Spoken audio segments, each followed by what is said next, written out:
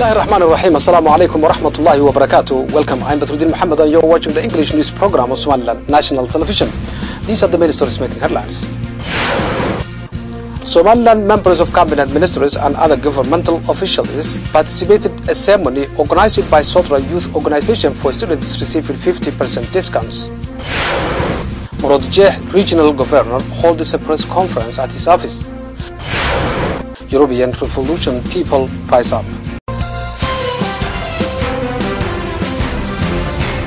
Somaliland members of cabinet ministers and other governmental officials participated in a ceremony organized by Sotra Youth Organization for students receiving 50% discounts.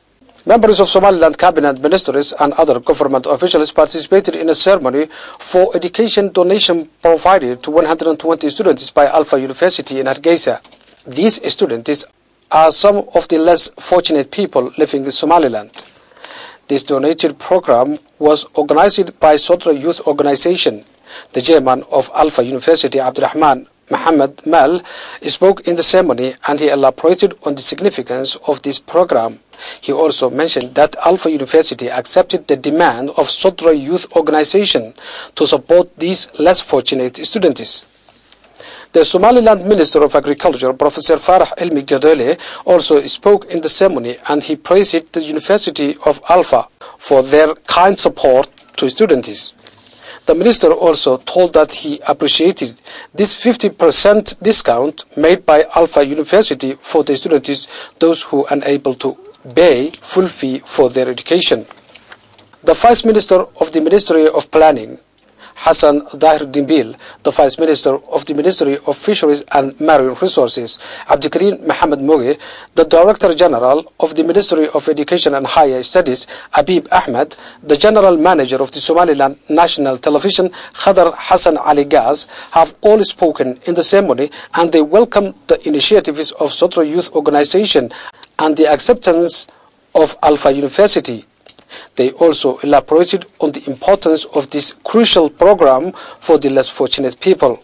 The governor of Murodjeh, Mohammed Mahmoud Jeniere, who held a press conference at his office earlier on Wednesday, has discussed about an illegal radio caught by Somaliland police force that has been operating recently in Hargeisa, the capital city of Somaliland. The governor of Murodjeh region, Mohammed Mahmoud Jeniere, who held a press conference at his office earlier Wednesday, has discussed about an illegal radio caught by Somaliland police force that has been operating recently in Hargeisa, the capital city of Somaliland. The governor, speaking about this, has strongly commended efforts made by the police in Hargeisa to hold in custody about an illegal radio and the people who were operating with it. The governor of Murodjeh region also discussed about the consequences for anyone who carries out an illegal act against the law, whereby he urged members of the society to maintain peace and closely work with the security. Mr. Jenier stated that the government will work strongly and keeping peace and security. The governor went on to highlight the importance of peace and working together to promote tranquility, and called for the people in Somaliland to play an important role working with Somaliland security agencies. Since the onset of Somaliland's independence, the demand of civil registration and national ID seemed to be a key priority, where the government of Somaliland has recently kicked off the second phase of national ID registration. The national ID card registration is being conducted throughout Somaliland regions, especially the 23 electoral districts within time framework of 5 months. However, civil society is dedicated how the process to be more inclusive, participatory, transparent and comprehensive civil registry and national ID should be conducted, and this can only be accomplished to give civil society as a space as main stakeholder that can undertake non-partisan, impartial monitoring and observation so as to promote a wider public engagement. Hargeisa's civil registration started the second phase of taking ID cards.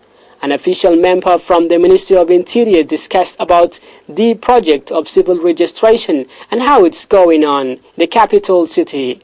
and stated, "The civil registration of the national ID card continues in Hargeisa successfully, and now the program goes in its second phase of taking national IDs."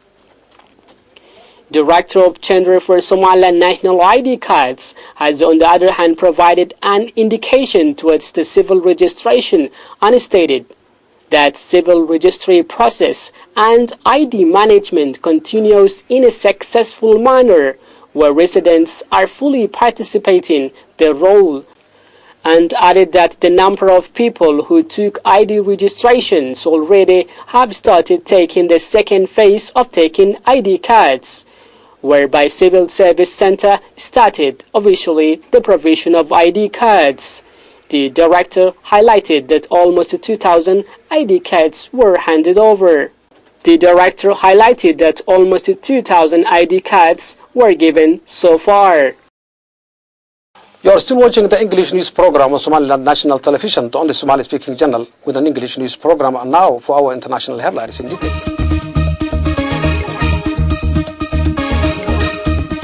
The United States Senate has rejected a bill which would allow a controversial Canada to Texas oil pipeline to be completed. The United States Senate has rejected a bill which would allow controversial Canada to Texas oil pipeline to be completed. The Keystone Extra pipeline at the center of fierce environmental dispute. The pipeline would transport oil from tar sands in western Canada to the Gulf of Mexico.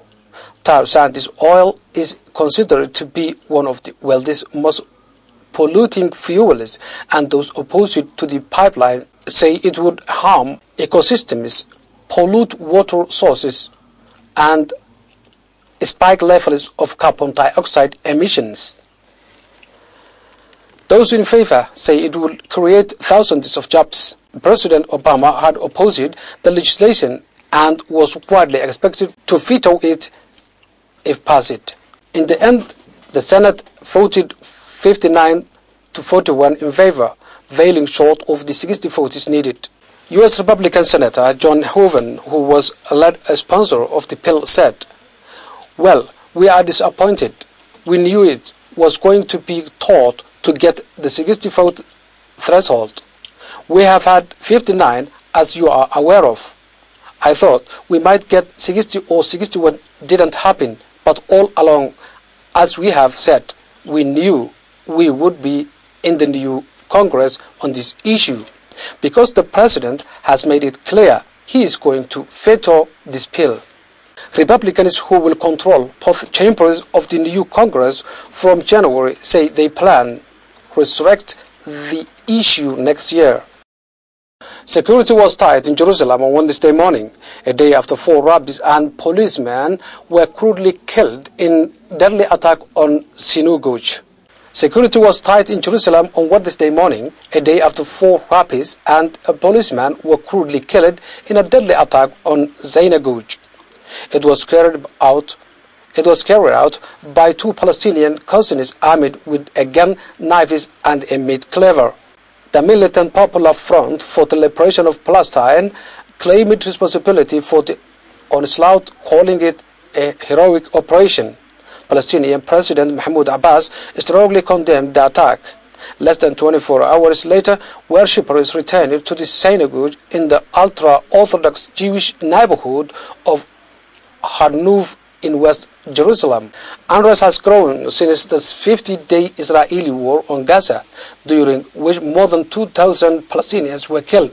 Unrest has grown since the 50-day Israeli war on Gaza, during which more than 2,000 Palestinians were killed by Israeli forces, including at least 500 children. That's all the news we have for you today. Thank you for watching. Until next time, goodbye. Assalamu alaikum wa rahmatullahi wa barakatuh.